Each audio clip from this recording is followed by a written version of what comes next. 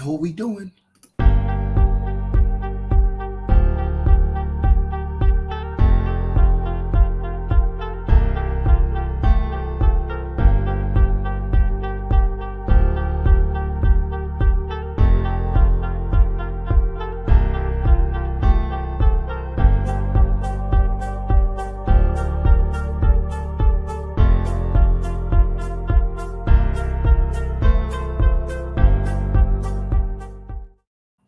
It is your boy PH, and I'm back, and we're going to share this thing out.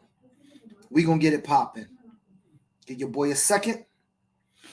We are talking tonight. Talking about National Pop Warner tonight. Talking about all the stuff going on social media tonight. We're talking about it. I should just let the bombs go off all day long because we are talking about it all. Tonight, with you engaged, with live guests, and with the best game of the weekend behind me. One of the best games on the weekend is on behind me. If you didn't get to see that Title Town, versus West Haven, one of the best games that was played down at National Pop Warner all weekend long. So we're going to talk more and keep talking because it's important that we look. Let's just have this conversation so we can move on. Everybody get to the off season. Everybody feel good, play good. Everybody get back at the task, playing football. Some of y'all doing spring. Some people going personal trainer. Whatever it is you're going to do, let's just have a conversation tonight so that we can go ahead and do it. Happy holidays. Funk Flex, yes. I need that Funk Flex bomb. Let me see. My bombs don't say. One of those is Funk Flex type bombs. Nate, what's up, my brother? How you doing? Hope all is well. Hope everybody's feeling good out there. You know, it's just with me, I just want good vibes, man. I got a good life. I'm blessed by God. I just want good vibes. I don't want no negativity. But we got to talk. I mean, we got to discuss some things. It's some things out there that we must discuss. And since there's things out there that we must discuss, we just got to be honest, upfront, and about everything that's going on. And I got live guests from National that want to get some stuff off their chest. And I'm going to be clearing some stuff up for everybody that's for everybody in Pop Warner Nation, New England at least, that yo, Rush, I got you, baby. I got you. Tomorrow, above 140 sweatsuit will be dropped off to you. I promise. My daughter gonna bring it to you. And so we just gotta talk about it all and move on. Some misconceptions out there. I've seen a lot on social media. Listen, first thing, I'm gonna give y'all a disclaimer. Ain't nothing targeted or personal at nobody, what I say. I'm going to say it again. Don't take nothing personal, ain't nothing targeted, but I'm on this platform to bring y'all the honest truth. And sometimes the truth may not be what you feel or may not be what you believe, and that's okay. We can disagree without being disagreeable. You know what I'm saying? That is the purpose of having open Downington Whippets. Shout out to the two-time national champion Downington Whippets. Let's shout out all the national champions as well. Dorchester Eagles, 14U. Shout out to the Dorchester Eagles. Hold on. What is G talking about? I am live on YouTube. He is wrong. I'm live on YouTube as well. If you don't have Facebook,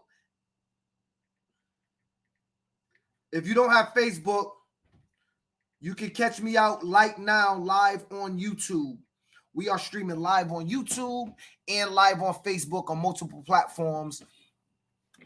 Shout out to everybody. But the Downington Whippets, Illinois Junior Celtics, you guys made my top 10.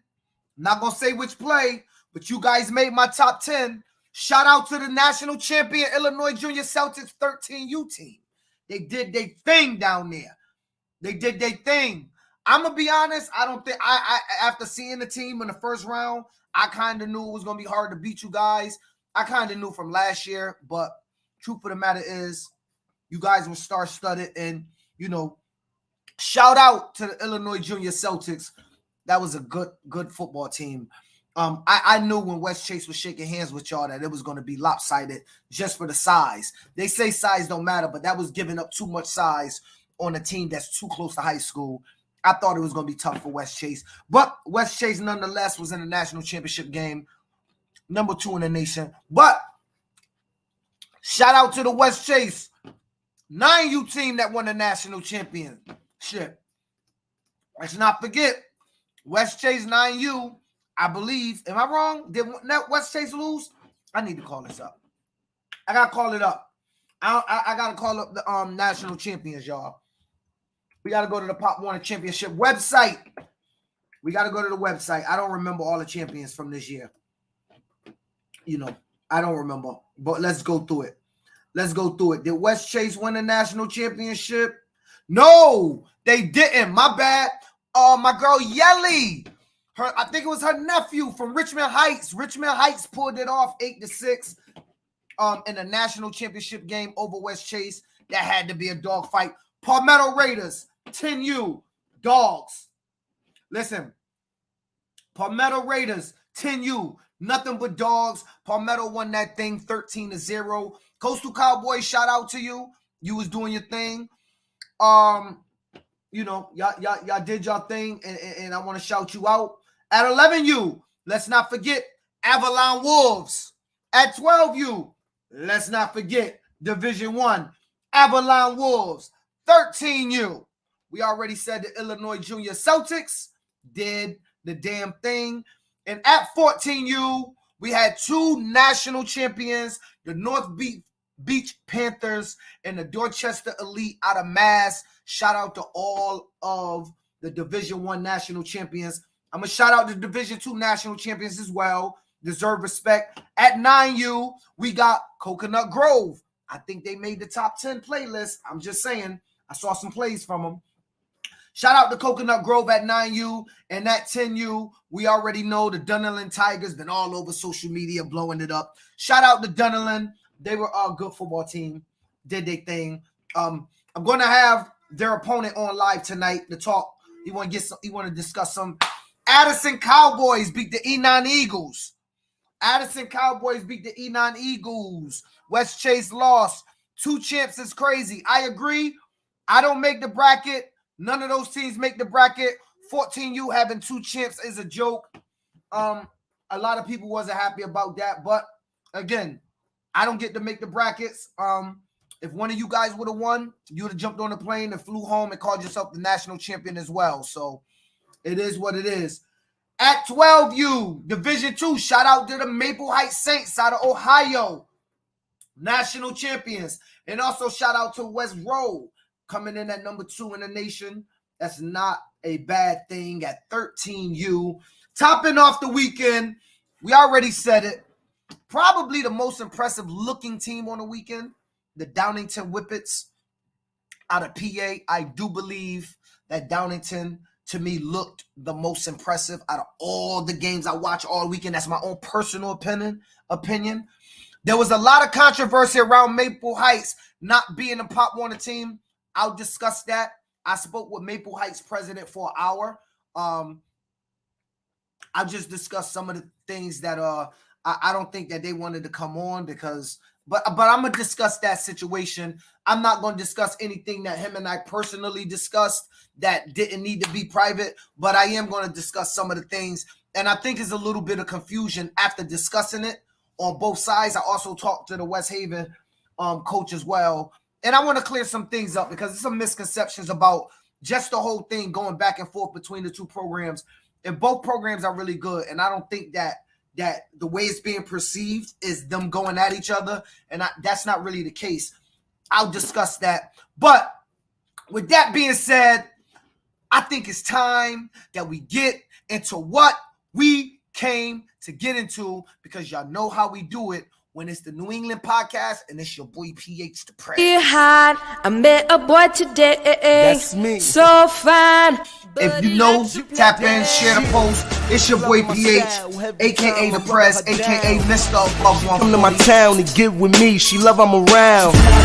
It's not about the amount of talent you have. It's 100% about the work ethic. Ask your coach or anybody that's been doing this. I met a boy today. So fine. Why is it? And they gonna say, oh, it's illegal. Cut this. Cut it out. All you coaches out there, cut it out. Because that's BS. It's your boy PH, aka the Prez, aka Mr. Above 140. We're going to start this podcast talking to the New England region. I want to talk to y'all about the rules. I want to talk to y'all about our rules versus other region rules. Now, I am the secretary to the regional board. I'm the vice president of the league. I want y'all to set all of that aside. I'm going to speak to y'all as Phil Bryant, the president. Do not take anything I say to mean I have any access in the information. I'm about to give you perspective. You can agree. You can disagree with me. I don't really give a damn, because you know I'm right. So I'm going to say my piece. Now, New England Pop Warner. Let's start off with a couple myths that y'all don't understand. One, we had to, for the first time, take a test given to us by the New England region that they asked us to take. Many of you didn't like it, felt that it was a money grab, felt all that. I seen all the comments online. You're entitled to your opinion. I didn't like it particularly. However, it is not unique. It is not new. It's only new to you. Southeast region, Mid-America for sure. Both of those regions have been taking these tests for a long time. Now, I want to ask y'all something. Let me stop screaming. I'm going to stop screaming. Let me calm down. I'm going to ask y'all something, New England region. You know what y'all don't got? You know what you don't have? I'm not going to get into it. I'm going to tell y'all a couple secrets at the end of this thing. Now, I am not here to be pro anything. I'm here as an information source only. New England region, the test that I see people complaining about online, saying it was forced, saying it was a money grab, it might have been to help better the bank account. This is youth football business. Regions need money to run things. I'm not going to hold you. Cheer competition costs a lot of money. Look where they have it at. So regions need money, but it's not unique. So don't say that you're being forced to take something that nobody else is taking. That's false. There's other regions that's been taking this test long before New England. We're just late to the party, so we think that we're new. No, we're not new. We're late to the party. The party's been going on. Because you walked in with an all-white outfit thinking you fresh to death and you here now and this party just started. Party's been going on before you got there. You're not that fresh. All right? So that's the case with that. Now, New England region. I hear all the time, why can't we do what they do in that region? Let's take a rule. Let's take, they have 13U in Division 1 and 12U in Division 2. New England, you are not Florida region. New England, you're not the Southwest region. Y'all don't attack and go at football the way those regions do. If you start to, think about what do in any other aspect in life, do you follow that model? Think about that. Because they're doing something and they're getting away with it, why can't we get away with it? I hear that a lot. That's like saying he's selling drugs, he's making a lot of money, I'm being forced to work. Why can't I sell drugs and make a lot of money? We would never tell our kids to follow that path because it don't fit our model of what our family's about. Listen, New England, you can't follow that model. I'm going to give you an example real quick to just give you perspective, right? How did West Haven How did West Haven 12U Seahawks play a AYF in the Super Bowl? What happened here? I'll discuss that, Demeter, in a second. All right, so listen. To be clear, if Hartford put our 12U in Division 2 and 13U in Division 1, all of y'all, I want to ask y'all something. What would y'all do if our region depleted, all of Division 2 decided to leave? Because if I'm Amity, and I'm not picking on you, Amity, I'm just giving names, small towns. If I'm Amity, or if I'm a small town in Risma, East Bay, why am I staying in a league in which I'm being forced to play against a town that got 120,000 when I only got 13,000? You guys seem to want to do what they do in the South, but y'all don't approach the game like they do in the South. We, as a region, we don't take football the way the South take football. You can't do what they do. You can't do what the Big Ten area do. You don't approach the game the way they approach the game. We don't have county football teams. We just don't. And y'all know we don't. And y'all know we'll argue as soon as we say, put a Hartford County team together. First thing, who's going to be the coach? What they're going to be called? We can't even do a Connecticut All-Star game without people blowing my phone up saying, it's not right. Certain kids are playing and certain kids not. It's not right. Your game is flawed. Thousands and thousands of dollars go into the game. And no matter what you do, no matter how good it come out, there's criticism and people not liking it. The truth of the matter is, New England, all I'm trying to say is, it's you guys that's the fault. It's not the region director. It's not the region vice director. It's not the regional chair director or the secretary or the football commissioner. Because if they said, sure, do it. Hartford, you can jump in Division 2. Mount Hope, you can go Division 2 or Division 1. West Haven, go Division 1, go Division 2. You know what's going to happen? There's going to be about 35 teams that say, that's BS, I'm not playing, I'm taking my league and I'm walking. Then who are you going to play? Tell me, New England, who are you going to play when all of the teams leave? Because you only want to think about nationals. I think y'all got it backwards. And let me tell y'all why. I think we should be doing what's best for us local-wise. What's best for us local-wise, in my opinion, is for teams like Hartford and Dorchester and Mount Hope and New Haven and the Boston Raiders, those teams to be Division 1. We are Division 1s in our region. If we start molding our region just to compete in 1 week of football down in December, we're not going to have a region of local play. So we're not going to have games. Now, some of you guys could be saying, well, let us do that. And if they leave, they leave. And if we end up with only 10 teams in all of New England, cool. We could just play AYF. That's a theory, and it might be true. I just don't subscribe to that mentality. I think that we have to do what's best. Many of you down in nationals, I heard it all day. West Haven should be Division 1. West Haven should be Division 1. Why? Because they beat you in Division 1? No, that's not true. Portage could beat Division 1 teams. They were Division 2. Downington clearly can probably beat every team in our region at Division 1 13U. They're Division 2. You don't move up the whole program because they got a good team. You promote them. You try to beat them. And when you can't beat them, you join them. Just because they're from New England. But you don't move up a whole program. Because what y'all don't understand is y'all going to help people lose programs.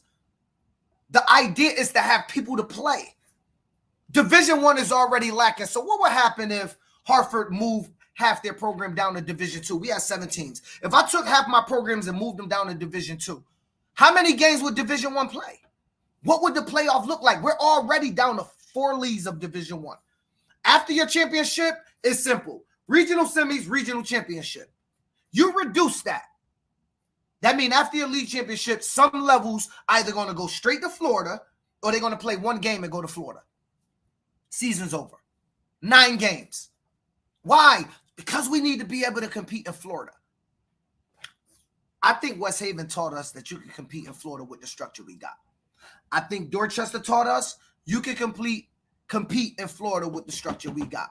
I think Mount Hope taught us you can compete in Florida with the structure we got. I think Edgewood taught us you can compete in Florida with the structure we got. That you do not have. For the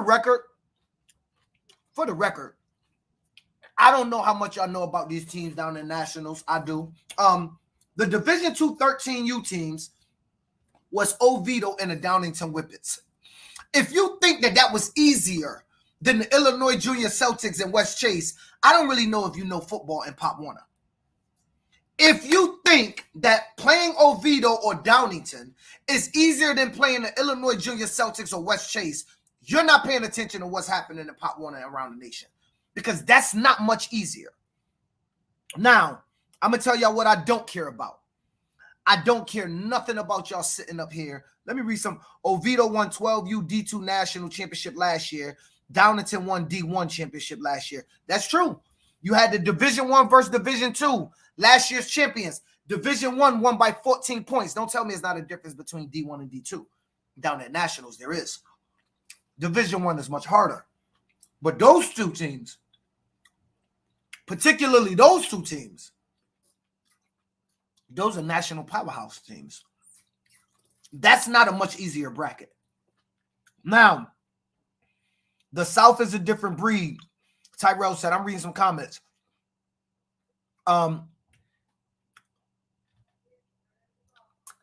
There's some talk. Eastern region only has D1 championships. No semis, no anything. See? They're already at a point where there's so few Division I programs, they're just playing the regional championship and going to Florida. Like, what y'all don't understand is we got to stop trying to dilute the football to a point where we only concentrating on nationals. We got to stop doing that in New England. Now, let's keep on going about the rules. So that's my argument against putting some in Division I and some in Division II. Obviously, you know what D1 team's going to do. I ain't winning, so I want to go to D2.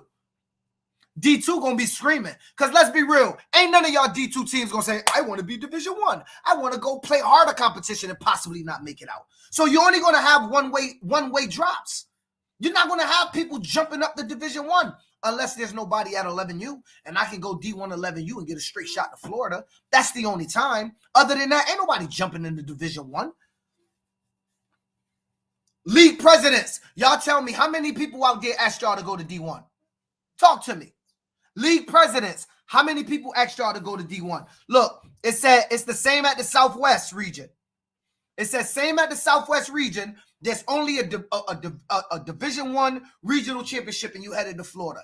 Y'all, we actually got a good thing going. We produced the most 14U teams in the nation. We actually got a regional semi and a regional championship game at least in Division I. And in Division II, we got quarterfinals, semifinals, and a final still. What are we talking about? What are we talking about? I'm going to get to what we're talking about. All right, so let's keep going down some of the other region rules that we would like. They say, well, why are they able to get waivers from 200 miles away? Because their teams don't say a goddamn thing about it. And y'all do, New England. Let's be real. That's why. Look in the mirror, as a region, of course, and say to yourself, can you get all 6 league presidents to get every team in their league to agree to have open borders and no waivers? Go at the region with that.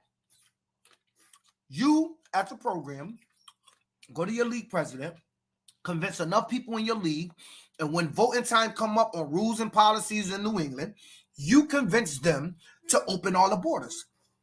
No borders. Open recruiting. Well, whoever you get, you get. Nobody says nothing. I was talking to a lady that was holding the chains at the Hurricane game, and she said, I don't know this to be true. Oviedo, correct me. She said that Avalon is really Avalon and Oviedo combined, but they only kept the 13U as the Oviedo Lions, but the Avalon Wolves is actually Oviedo. And she said because Avalon did a great job recruiting. And I thought about that. So let me ask y'all something. Y'all think by some mysterious possible way I can go ahead recruit enough kids from, I don't know, recruit enough kids from Danbury, convince them to play for me, and say, hey, Danbury, y'all good at 13, you keep that name, but the rest of the program is going to be called the Hartford Hurricanes. Without Danbury president saying anything about it, without requiring no waivers. Ashley said there are two totally different programs. That's what the lady said to me.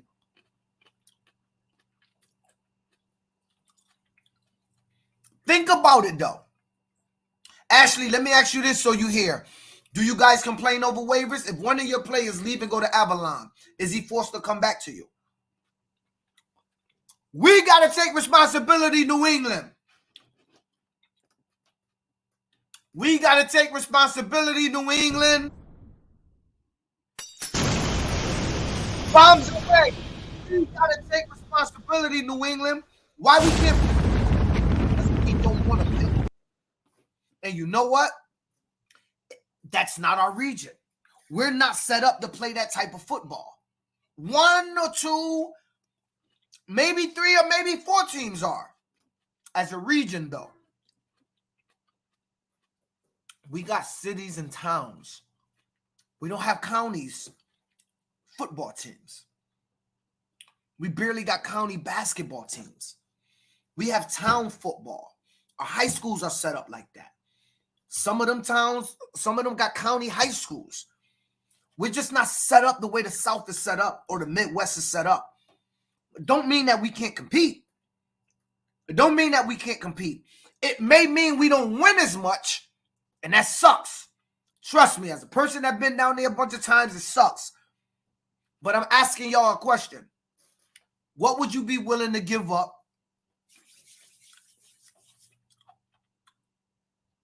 Ashley said, she's wrong. We are with Avalon.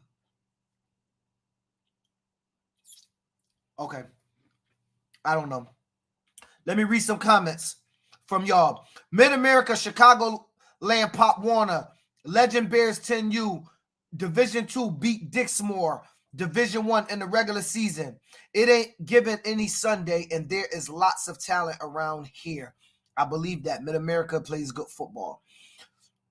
We need nationals at 8 and 9U. There is already at 9U. There's not at 8, but who knows? They may change the rules. It was hard trying to get my young bull out of Stratford. That's not happening, right? Because here, people are protecting their programs by saying no to waivers. Like it or not, it's a business decision, right? Like it or not, it's a business decision. Oviedo and Avalon are in different counties as well. Think about that. Think about that. Shatia said Nationals need a makeover. Tell me what you mean by that. Let's discuss that as well. They aren't the same program. They totally different. They do it at AYF. It's called a co-op team. Who in AYF right now got a co-op team, Steve? Steve Oliver. Who in AYF got a co-op team right now in New England? Tell me. I would like to know who in AYF got a co-op team. Maybe you can call Springfield co-op. It's not a shot at Springfield. But Springfield have the luxury of having all of Massachusetts and some of Connecticut whenever they're doing it. James, head coach of Titletown. Congratulations on your national. Oh, no. Which team, James? 12U? Talk to me. James, is that your team behind me? Talk to me. What team in New England and AYF is a co-op team right now? I'm interested. Fill me in. Because I don't think it's none. I could be wrong. I don't know much about AYF. Fill me in. Talk about some big topics from Nationals. Team loss due to forfeit for fighting, etc. Maple Heights not being in Pop Warner. The Mid-America scandal with Jack Arnett, his son, 12U coach. Rumors if they have both been removed. I'm going to get to that, Mike. I was on the field, and you're probably talking about the fight with the Hartford Hurricanes. We did not get disqualified. It was a fight of one kid. I'm going to play the video so everybody can see it. And I want y'all to watch the sideline and watch and tell me if y'all think the whole team should have been kicked out. Let's discuss it. I don't hide from nothing. We might as well attack it on. I am also the president of the Hartford Hurricanes. And I want to talk to a lady. Let me get her name right. I want to talk to a lady. And I'm going to say her name publicly because I want to get this right. Mary Arnett. I want to talk to Mary Arnett because Mary seemed to believe. Y'all see that? Y'all probably can't see it. I'm going to post it. She said they're thugs. The kid that fought, one of my 12-year-old kids decided to fight Portage. He was wrong, but he decided to fight, which happens all the time. He was removed from the game. One kid removed from the game. What is happening in our country, thugs are taking over her country. Mary, if I can produce a birth certificate of that kid being born in America, is it also his country or is it just yours? And Mary, when you say our, who exactly are you talking to? Not going to spend too much time on you nor your family. But I just want to say, Mary, when you say taking over our country, I just got the vibe that you're not really talking about the young kid that was doing the punching. I'm not going to go no further. I'm not going to even infer nothing. But Mary, if you want to inbox me, or if any of the Arnett family want to inbox me and come up here and explain to me what Mary meant, whatever her relationship is, I am all ears. I'm open to talk to you, any one of you. Just inbox me. I'll bring you on live right now. We can discuss it. All right. Again, I think our player was wrong. He should not have swung. He was rightfully removed from the game and not able to participate on Wednesday because that's what happens. All right. Now, y'all forcing me into talking about the Maple Heights, the Hartford Hurricanes. So I'm not trying to talk about that right now, but let's talk about it. All right. I spoke with Maple Heights and I spoke with Wes Rowe, head coach. I spoke with both of those guys, right? There's a misunderstanding, and let me make a disclaimer. West Haven is not saying that the Maple Heights kids did anything wrong or they didn't earn the game on the field. I wanted to say that because that's not what Coach Rick was saying. Coach Rick, nobody from New England was saying that those kids did not earn what they earned in between the lines on the field, rightfully in that game. I want to be clear about that because Coach Rick wanted to make sure that that was the case. Nobody was saying that, right? That's not what Coach Rick is saying. What Coach Rick was saying was, here's a team that play in the Mooney League, right? And I might be saying it wrong, but basically that's a league that's comprised of some Pop Warner, some AYF, and some UYFL. And since there's not enough teams to fill the league, Maple Heights did event request forms to fill their schedule with those other teams. And if I'm not mistaken, they played, according to my discussions, they played the Illinois Junior Celtics at 13U in the regionals. So they did play a Pop Warner team. And they played, it was another team out of Pop Warner that's in that Mooney League. Richmond Heights out of Pop Warner. They played the Richmond Heights out of Pop Warner.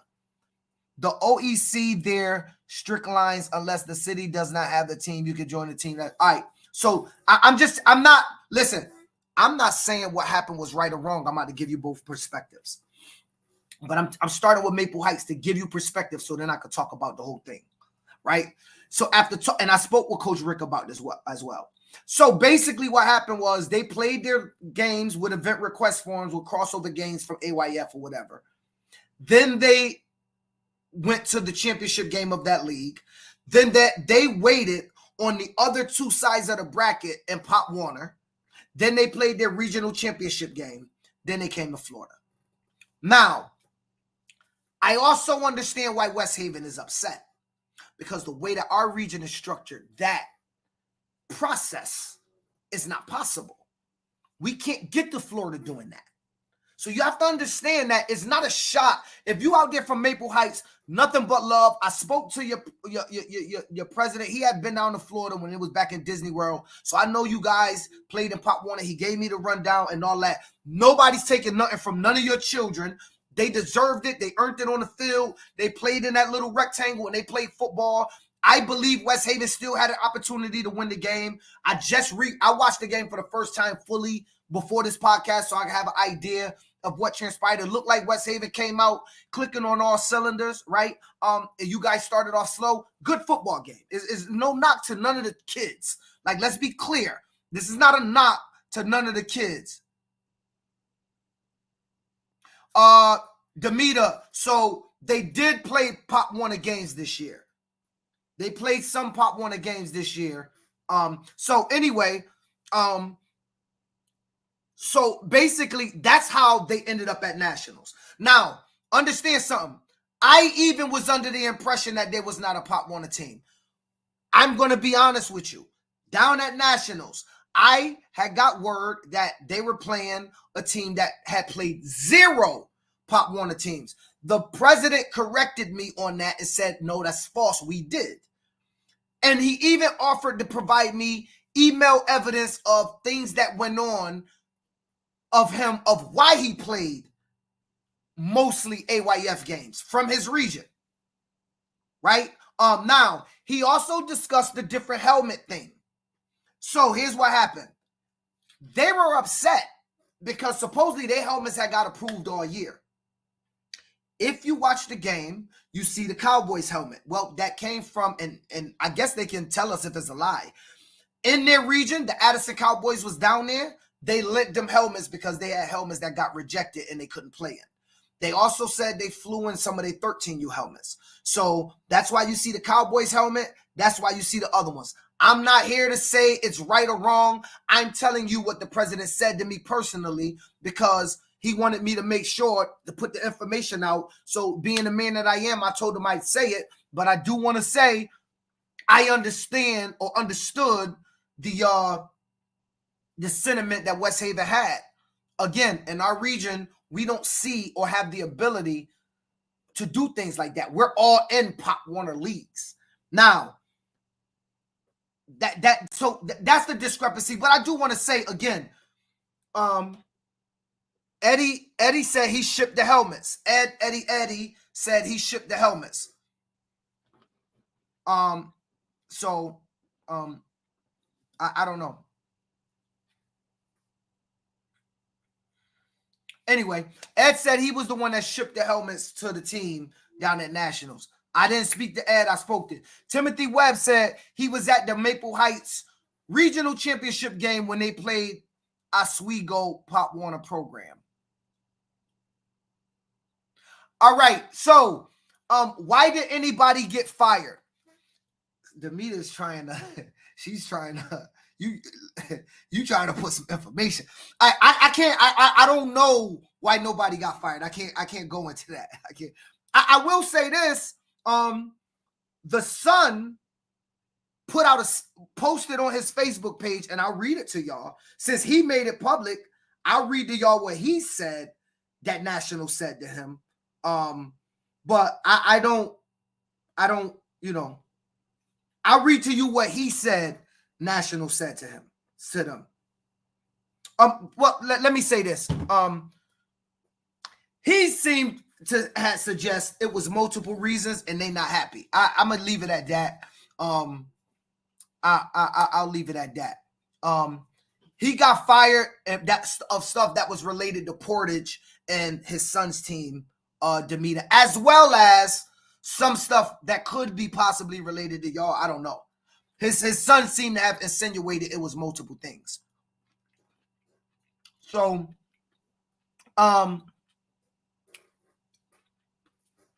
that's what they said. Now, I don't want to spend too much time on it because, like I said, I spoke with Coach Rick. We had a great conversation because I wanted him to get the information back. And I also wanted the Maple Heights guy to know Coach Rick not the type of person to take shots at some kids. Like, that's not what he was doing. That's not how he felt. He didn't feel like the kids did anything. The kids played football. The kids are 12-year-old boys that played football. So I did not want to do that. There was a brawl in the 13U consolation game between Oceanside and Colorado Spillionaires. Will there be a ban? Why? I mean, Ban them for, like, what do you want? The season's over. I mean, what are we asking for? The kids to get kicked out of the programs to be booted from Pop Warner? When you say brawl, was it kids fighting on the field or like the sidelines enter and parents start fighting? I don't know. I heard about a brawl, but that's all I'm saying. All right. Let's go back to the New England rules versus other regions. Y'all spilling a lot of beans out here. But Mike, like when it's the last game of the season, people got 365 days, probably more like 200 days. Either way, to go ahead and no, Demeter, I know you wasn't talking about the kids. I was just saying that I wanted to make sure that there's some people here from Maple Heights that felt as if the petition that was put up and stuff was discrediting what their kids did.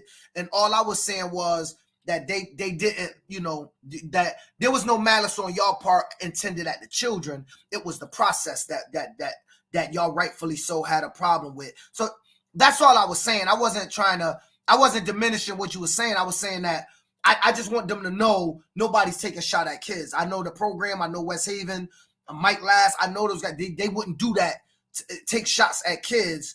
Even if you upset at a process or a rule, it was nothing intended towards the kids, because to be honest, they were feeling like that when I spoke to the guys when I spoke to the man from the when I spoke to the dude from Maple Heights, they was feeling like y'all was attacking their kids, and I wanted to let them know that wasn't the case. You know what I'm saying? So that's what my point was with that, is just make sure we just, let's set the kids aside, because nobody is talking about them. And I wanted them to know that y'all the type of program, y'all play anybody, and it had nothing to do with that. That's all. All right.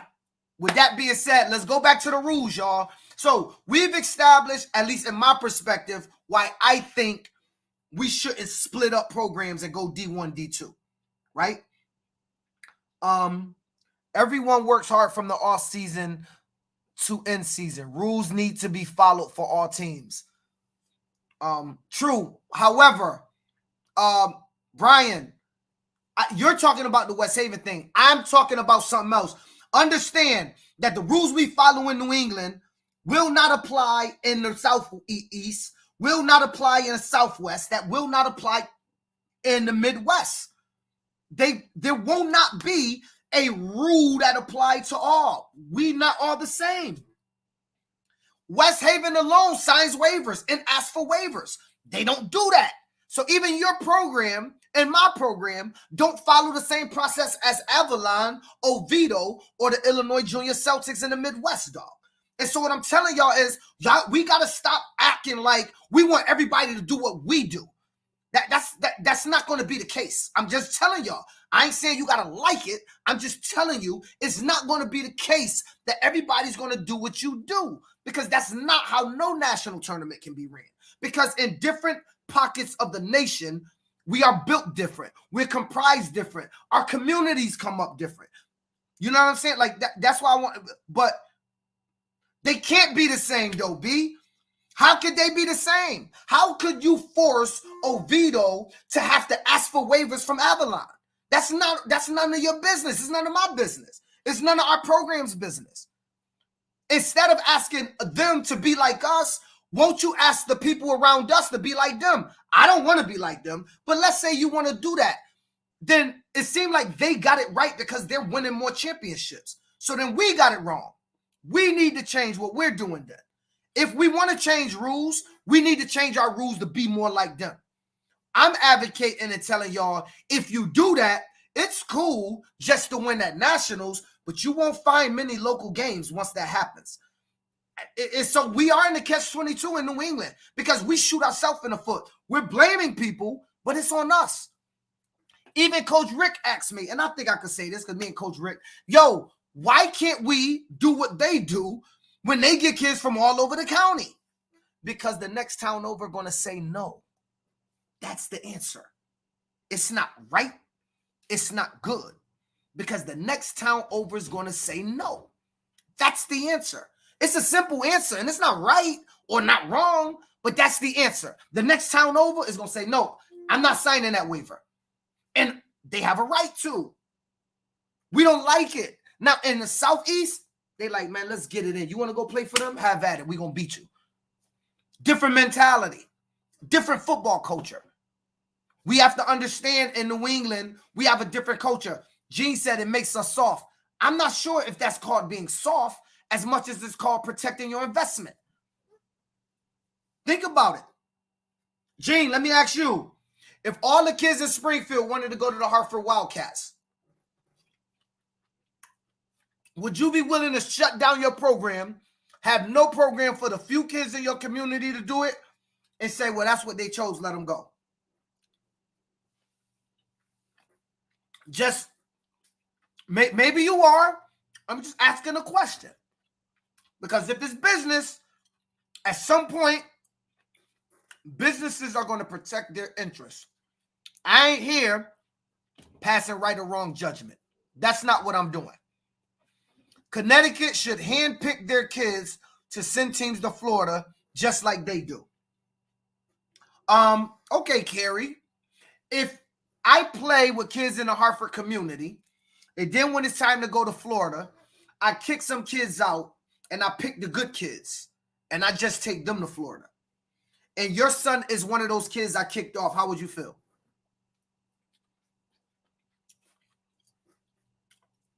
There's a lot of statements being made. I want to talk to the executives for a minute.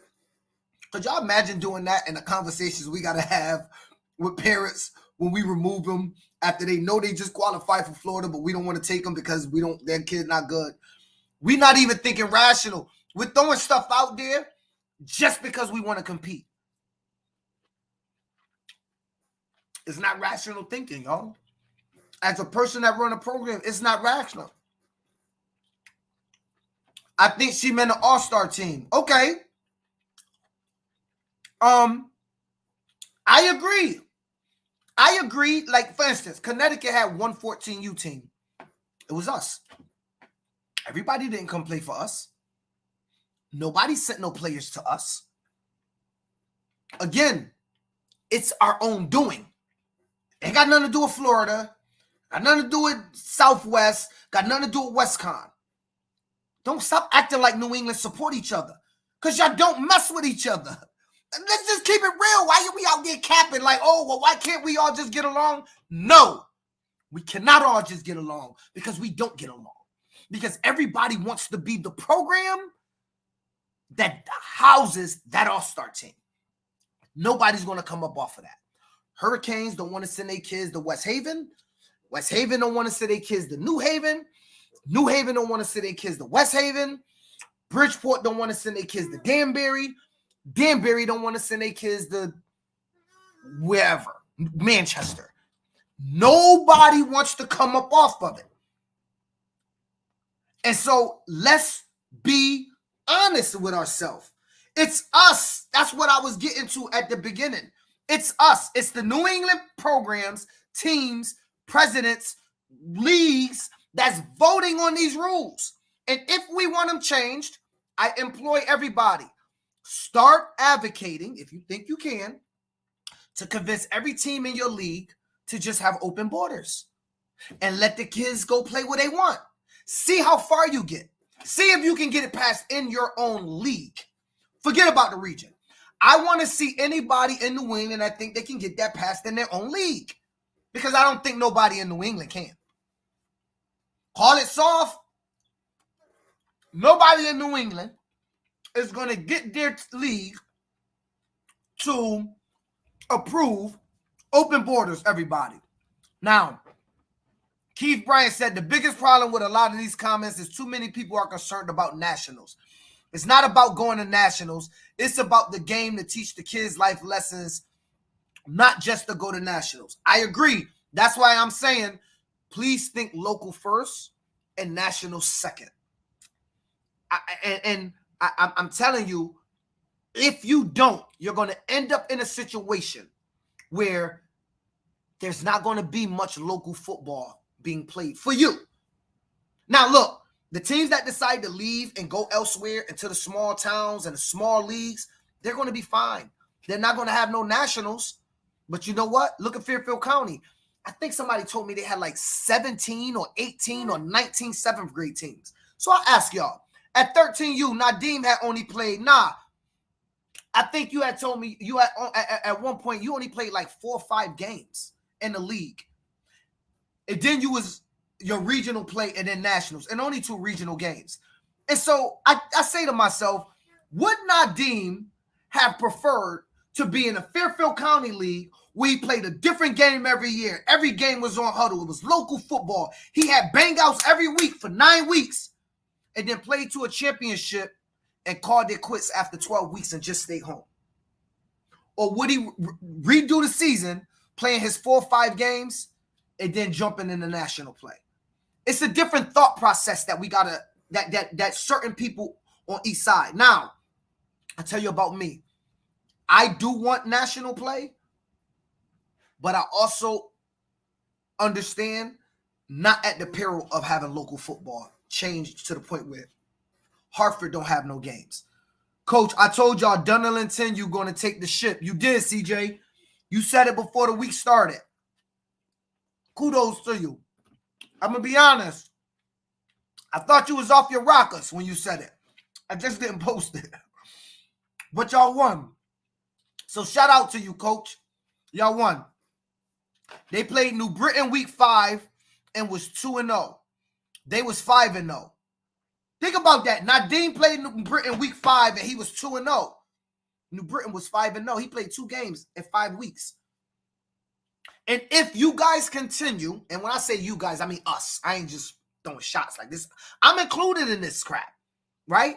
I don't know the answer. I'm just telling you perspective. I don't know the answer. We got to understand that if you just open up the Wild Wild West, a lot of programs are going to leave. A lot of programs are going to go away. And if you okay with that, cool. But just be willing to find games. Go to Jersey, go to New York, go to Mass, play your a broader schedule, and then go down to nationals and try to win. I'm okay with it. Listen, y'all know me in Hartford. I've never said no to a waiver, so it doesn't matter. I had a kid leave me after playing the team and then jumped on the team the following week right before the deadline. One of our best players, and I said yes. I went to get some of the people in my program and said yes. So I'm not the one up here capping about something I'm not willing to do. Any kid that's from Hartford want to go somewhere else, you can have at it. Because we're going to start at the bottom and we're going to build the trees up. We're going to water the plants. We're going to water the fruit. We're going to water and put seeds into the ground and new plants will grow even when the older ones decide they're going to fall apart or they're going to get planted somewhere else. That's fine, right? But understand something, that what happens when you go to this all-star format and there's like 3 or 4 teams in the region. I could see, thinking about it in Pop Warner, if I don't count New Britain, I could see potentially maybe 10 teams, 11 teams in the region that would stay in this all-star format. Maybe everybody in New England would be happy changing the format and only having about 10 or 11 teams in New England total to compete at Division 1 and 2. Cool. But I'm just telling y'all that that's a wild situation. And you got to be prepared for that type of lifestyle. Pack your 8-year-olds up. You're going to Jersey this morning. Yes, because you got a studded out team that wants to be an all-star. Think about that. How many teams have multiple teams at nationals? Not many. And if you don't, your one team have ripple effects to hundreds of other kids in the same program. So you got to ask yourself, is it okay for Hartford 12U to want to do the all-star thing and, let them kids, let's do this all-star to get rid of boundaries, but then nobody wants to play us and I got to go take a game with Brick City, but now my 8-year-olds got to go to Brick City as well. There's nobody for them to play. No, we just can't send the 12U team. I got to send my 8-year-olds too. We got to think about the perspective of programming, not team. Programming, not team. Read comments. Truly, it's not the kids. It's ignorant behind parents, and some of them don't even have kids in the game, but they still go hard and ignorant for a piece of metal. True. they'll cheat and do whatever they have to get a piece of metal. And what up from the boys in the barbershop? I think I got an idea. Cedric said, sounds like same issues most areas around America is having. Open borders, no waivers, and prepare for little travel every year. Well, it sounds like that's where New England want to go. That's what other regions are at. I agree. I'm trying to hold New England to have the local thing, but maybe I'm out of touch. The people talking, it's not about nationals that saying has probably never been there. No, I can tell you Keith been there. He been there with 2 different programs. He been there with the Hartford Hurricanes and he been there with Milford. Much respect, says CJ. Why is it though Nadim only played 2 games and New Britain played 5? I think Nah can tell you that. West said, nah, that is no cap. Same in Waterbury. We don't hold nobody and T sign waivers for any program. True. I can vouch for that. He right. It happened in Philly the last 5 years. I'm telling y'all, Connecticut.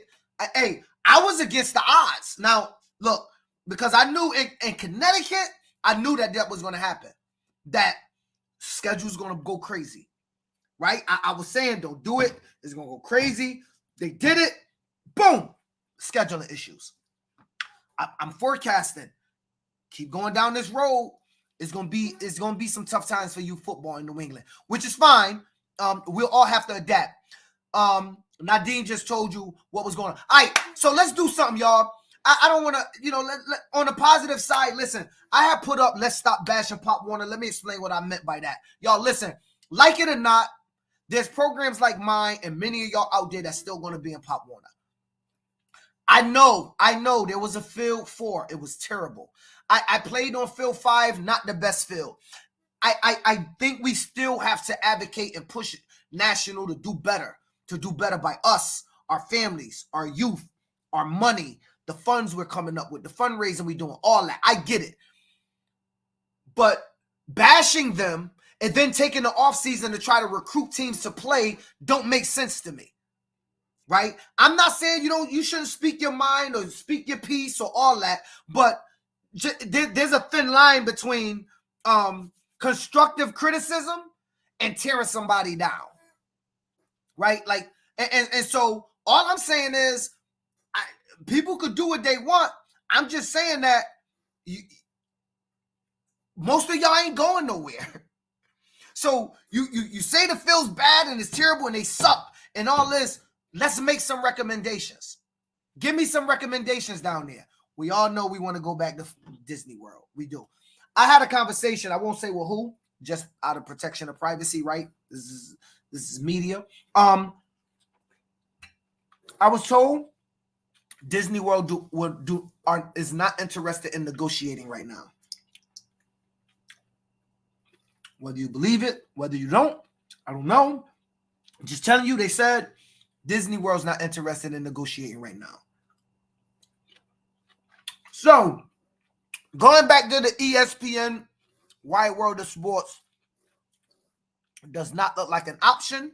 However, Disney do have their old CEO when Pop Warner did negotiate, and I pointed that out. And they did say, quote, good, you're right, I heard that. Maybe communications will open back up when he gets settled in. So, I'm just saying that that's what I heard, that Disney is not interested in negotiating with Pop Warner at the current time. Now, so give me some other options. I'll give you an example. I think where AYF left out in Orlando area should be explored. I think all during the week, the game should take place there where AYF used to play, Austin Tinsdale Park, and championship weekend should just move to the stadium. That's it. I think that's a beautiful idea. Take Austin Tyndale Park the first Friday through Thursday. Well, since 14U's on Thursday now, Friday to Wednesday. And Thursday, Friday, Saturday, all games take place inside Camping World Stadium. Done. Simple. You're playing on good fields in Austin Tinsdale Park. We're all together. I get to see coaches. We all get to dap it up. You get to walk to that field, into that field, into that field, into that field. I'm sure Pop Warner can wrap it up. They put up the nice signs of who's playing on what field. They can do all that. Austin Tinsdale Park. Thursday, everybody's at the stadium. 14U Championship, Division II Friday, Division I Saturday. Everything takes place over there. It's a great idea.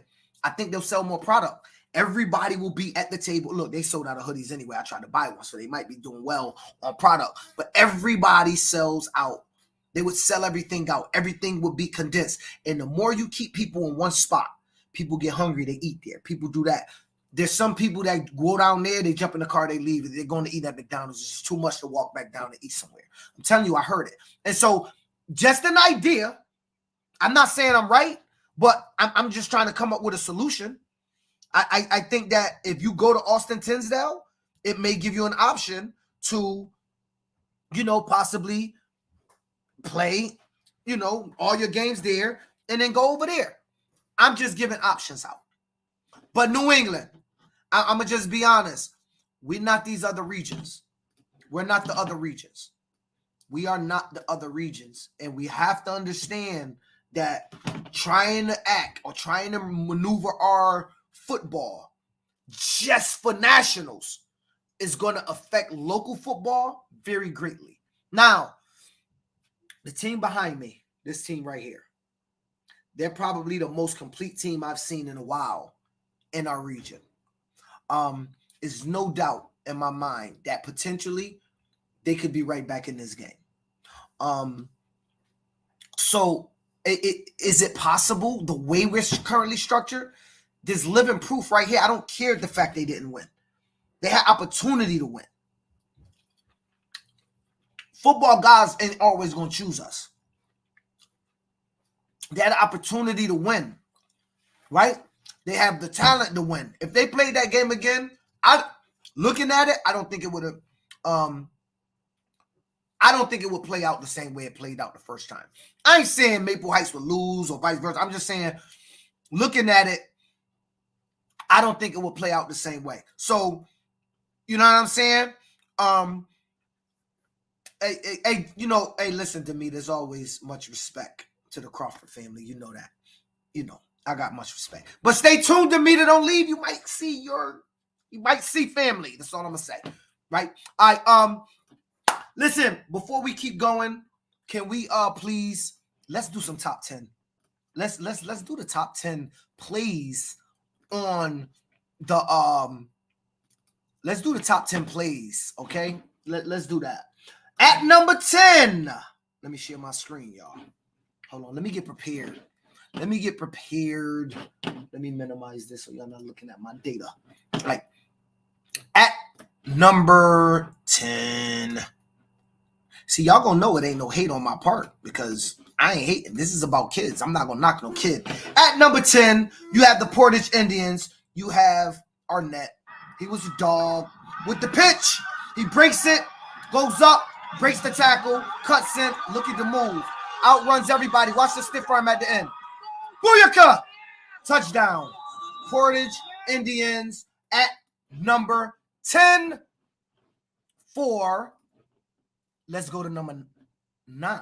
At number 9, who do we have? We have the Oviedo running back who did his thing. Let's watch it. Toss right. Whoop! Come back left. Get in the end zone, son. Get in there. See how that boy lowered that shoulder, man? Did y'all see how he lowered that shoulder? Woo-wee. That was a sight to be seen. All right, y'all. Let's go. Number 8. This time to Troy. Look at this. He gets the He breaks. No, he got caught, y'all. He got caught. He tackled by 3. Whoa, wait. He could go all the way. Man, listen. If you out there and you running the ball, don't ever stop moving your legs.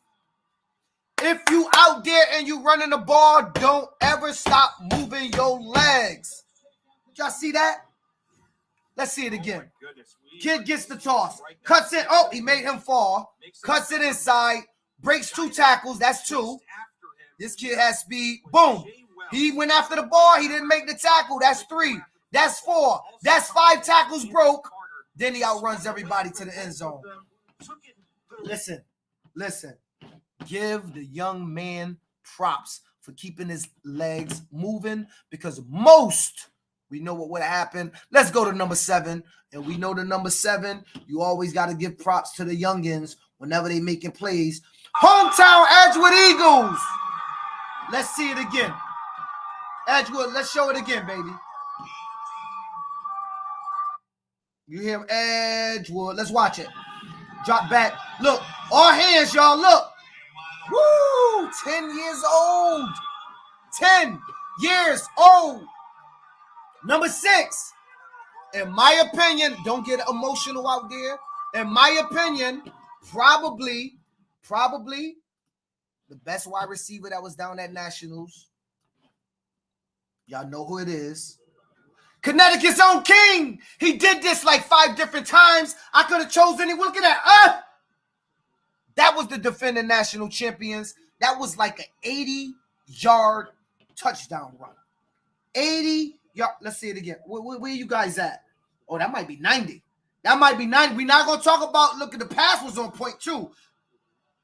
But he did that not only to them, he did it to in the national championship. He did it to the E9 Eagles. He did it to all of them. And there is Connecticut's own King. No lie, they were screaming that. All right, let's go to number 5. We got Coconut Grove. There you go. Watch him. Catch. He falls on the kids. He's not on the ground. He gets up. Touchdown. Oh, that might be Addison. Oh, no, that's Coconut Grove Cowboys. Y'all seen that? He did not. Let's watch that again. Let's big it up for the kids. Let's watch it again. Catches the pass. Falls on both of them. Have enough intelligence not to lay there, but to get up and run into the end zone. Get him, man, some props. Listen, one of the best backs that was at Nationals, probably one of the most impressive resumes. Here comes the boss. Runs right.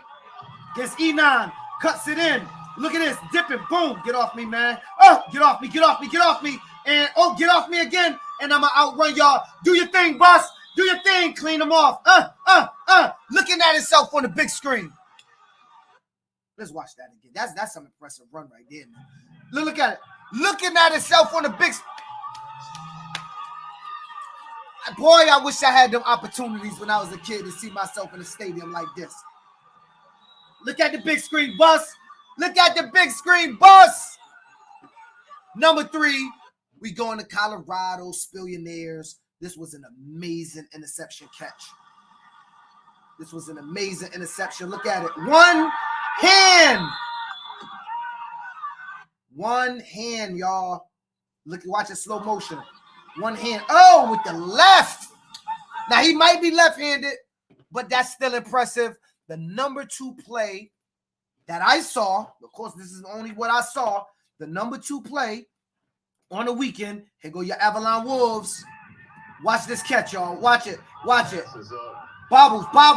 Right hand bobble. Catches it. Outrun. We got to see that thing again, man. That's some impressive stuff. Let's watch that thing. Look at this. Bobble. The level of concentration for a 12-year-old boy, you got to give him props. And y'all say what y'all want, but this to me was the most impressive play on the week. I could be wrong. I didn't see all the games. I'm going to play it. Winga will throw it deep. He's got a man down there. Never even put his left hand on the ball. Oh, my goodness. By Marshawn Thornton. Illinois Junior Celtics. Stays in bounds and will finally put the brakes on and scamper out at the 27-yard line. I want y'all to watch this again in slow motion. He never put his other hand on the ball. See Quenga stepping back. Watch this. It downfield. Catch it with the right. Stiff arm with the left. Tuck it with the right and get going. Oh, my goodness. Come on, man. What an athletic move there by Marshawn. That was crazy, y'all. Give that young man prop. That was crazy. Caught it with the right hand. tucked it, and stiff-armed his way out of it and never put that hand on the ball. Come on now. All of those was crazy, to be honest. Honestly, that bus run almost made number. That was crazy, crazy. The Avalon catch was crazy, too. All the plays was crazy. These kids, man, think about that. These are kids making plays that we see NFL players make. Oh, hey, Tim, I didn't see the Aurora hook and lateral, brother. Send it to me. I'll play it. I didn't see it. I didn't see that they did the hook and lateral. Oh, man, I missed that. I missed that one. Yo, Tyree, no lie, that might be the craziest pick. No lie. Hey, I'm hearing right now that Aurora on their Facebook page got a hook and lateral play. That's what I'm hearing right now. All right, but, yo, listen. We got a live guest that's about to join us. I have a live guest that's about to join us. It was somebody that was down at Nationals. We're going to have a conversation. It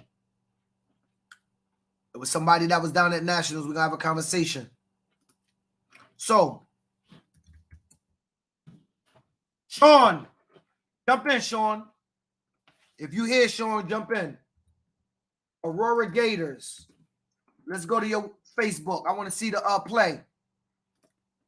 I want to see the hook and lateral play. I'm watching it right now to see. Oh, that's crazy. Yeah, that deserved to be up there. It ain't make my top 10, but we gonna play. I'm about to play the Aurora play for everybody. And I'm still in it on top of that. So if you're playing me next year, just know I'm running the hook and lateral. Let's share the screen. I want y'all to watch this. This is a pretty nice play. Let's watch the play, y'all. He picks it. He throws left. He get hit. He pitches it to the runner. That's some impressive stuff right there, y'all. That's impressive.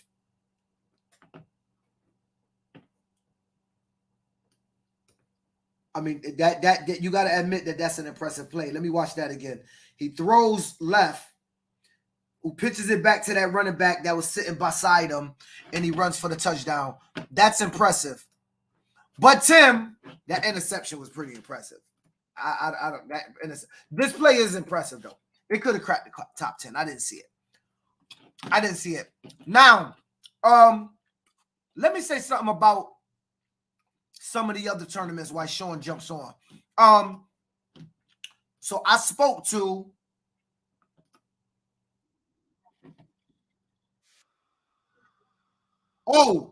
I just got given another play. Look, we getting plays, y'all. Let me play this play. You know, I saw this up close. I could not find this. So let me play something. So the play you're about to see, a kid caught a pass, and the other young man held him up in the air. He tried to go down. He told him, no, get over here. He took the ball from him, and he ran the other way. And he just happened to play for the Hartford Hurricanes. His name is Zay. Watch this, y'all. Young man caught the ball. Zay picks him up in the air, holds him up, takes the ball, goes the other way.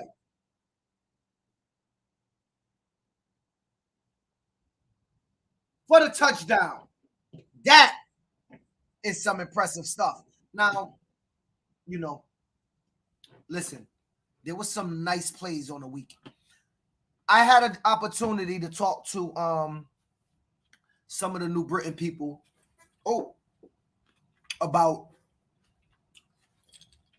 some of the other tournaments. Hey, listen, Demeter, I swear I'm just eating all fruit. That's what I've been eating the whole time. All fruit. I've been full. Good night. Take it easy. Tell my boy C's I said what up. Listen. Number 2 in the top 10. Yo, that was crazy. Yeah. It was crazy. All right, so listen. I want to get into UYF and AYF. I don't know much about the tournaments. Here's what I'm going to say. After talking to people that was at both tournaments, I heard the same exact or similar stories coming out of all of the tournaments, right? I heard the same or the exact information coming out of all tournaments. So my only thing to that is we have to, as Pop Warner Nation, push nationals to what we want. We are the consumer. The consumer always get what they want. But we have to push them in the direction of what we want. You don't do that by going at each other. You don't do that by saying, Florida, act like y'all in Connecticut. Connecticut, act like you in Florida. There's common things that we want. Common things. One, okay, everybody keeps talking about the fields. Rightfully so. That's an understandable method. Kids can get injured. We all care about the kids that's going down there regardless of whatever you think. So that's a demand we can all get behind as a Pop Warner community and say we want to see change there. You have to start with the things you got in common, because we're not going to agree on the things we don't have in common because we ain't in the same place. Right now, nobody in New England is going out playing football. Tomorrow, probably in Florida and Texas, and they're about to go outside and play football, basketball. They're outside doing something. We ain't doing that. It's cold as hell today. I brought up the North Face that I got in Florida, but I still brought up the North Face. So we're not all going to, we're not all, from the same place or have the same thing, but the common things we got, yeah, we should be bringing it to our league president, to bring it to our region to make change. And we should talk. I know, like, me and Tim talk. I know Tim talks to a couple of my coaches. I know Tim probably talks to other guys. I know some of y'all know people from the Southwest, Southeast. It's us who can make the change. The people. Writing it on social media don't do nothing for you. I'm gonna be honest. You think National Pop Warner is monitoring your social media page? They probably don't even watch this. This probably ain't even making no change. But collectively, let's start a group. A Make Change Pop Warner group, whatever you want to call it, where we making change. And why am I saying Pop Warner? Because that's where I'm at. Like, if you on a block, if you grew up somewhere and you want to make change better for your block, you don't make change for your block by starting to make change on somebody else's block. Right now, I'm on Pop Warner block, so I want to make change here. As soon as I'm off the block, I'm going to make change there, wherever I'm at, right? Like, that's what it is. But the parents in the city of Hartford, the people in Central Connecticut Pop Warner have tasked me with trying to do what's best for the kids in Hartford and the kids in our league. And our league happened to be Pop Warner. And so we got to sit down and figure out what's the best way for us to do what's best for us at Pop Warner. I'm just saying, y'all. I know that sounds like cliche, and I know what y'all gonna say. Trust me, what y'all say don't bother me. But I know y'all gonna say I'm a company man. I'm protecting the brand. Let me explain something to y'all. Pop Warner don't give a damn about Phil. Some of y'all give me way too much credit to think I have any influence at all over what National Pop Warner does, or even the region, for that matter. Have no influence at all. I take notes. I send it to a group of people that was in the meeting. I have no influence. Y'all think I do, but I don't. But still continue to think I do, because I'm okay with y'all thinking that highly of me. I'm just saying you're giving me a little bit too much credit. What I'm trying to say is, if we are here, then we might as well do something about it. You do that in every aspect else of your life.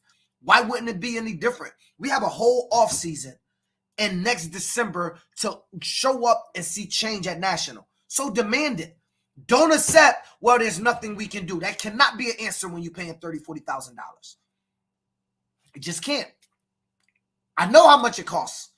I had 3 cheerleading teams and 2 football teams. I know how much it costs. You can demand change, but not single-handedly. Because I can't say, you know what, I'm a boycott. I'm not going to go to Nationals.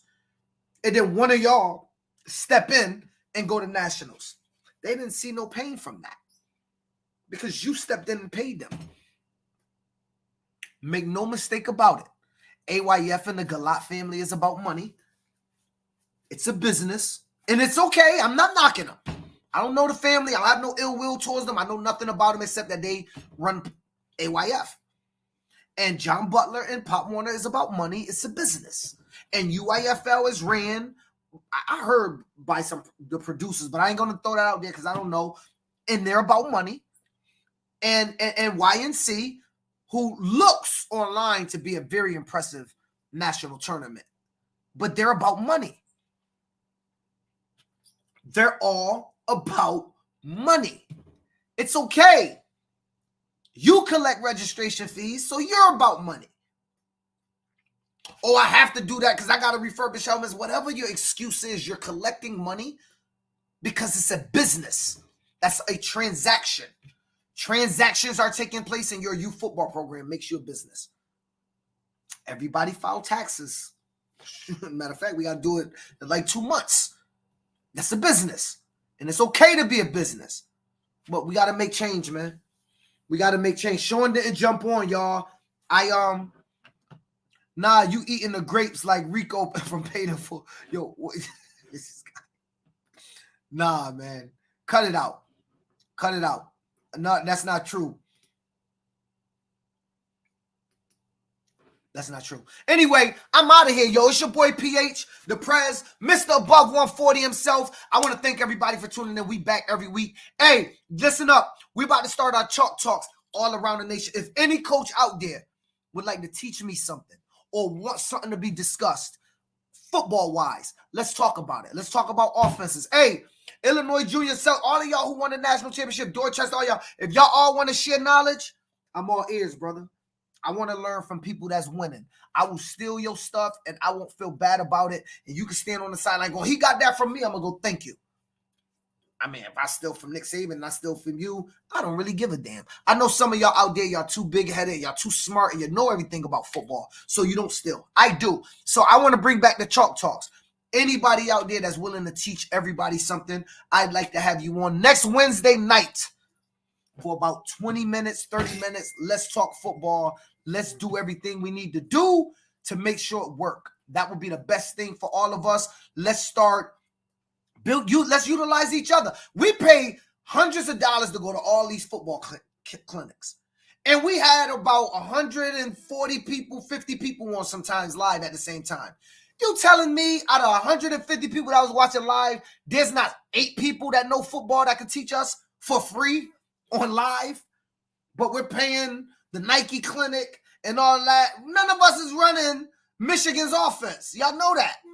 So let's help each other out because what we're teaching each other will be a little bit more down to earth. That's all I'm saying. Good stuff. Capital City Steelers will be here. Shout out to Capital City.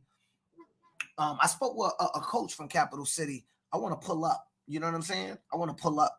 We need to play a regular season game. I want to travel a little bit, man. If you out there and you along the East Coast, Midwest, we could try to schedule something up. How did the Lawrence Hurricanes 13U or Manchester get invited to nationals? Manchester did not get invited. Manchester won their regional championship, Mike. They won Manchester 11U and 13U won. Lawrence did get an invite at 13U, and that was because I think the Southwest region might not have sent nobody. So that's how they got the invite. But Manchester did win. No, it's all good, brother. I'm just giving you the heads up, but Manchester did win theirs. But again, your boy PH, I want to thank everybody for tuning in, man. I greatly appreciate it. It's all love. Whenever you see me, it's always going to be good energy, no negative vibes. You feeling type of ill type of way, just walk by me. Keep it to yourself. But it's all good energy over here. And again, if you out there, you hustling and you bustling, and you trying to get something off the ground, I always start back up podcasts with this saying, stop complaining about your friends not supporting you because strangers are going to make you rich. Stop complaining about your friends not supporting you because strangers are going to make you rich. It's your boy, PH, Mr. Above 140, a.k.a. Mr. Roll Tide. Alabama will win the national championship. easy.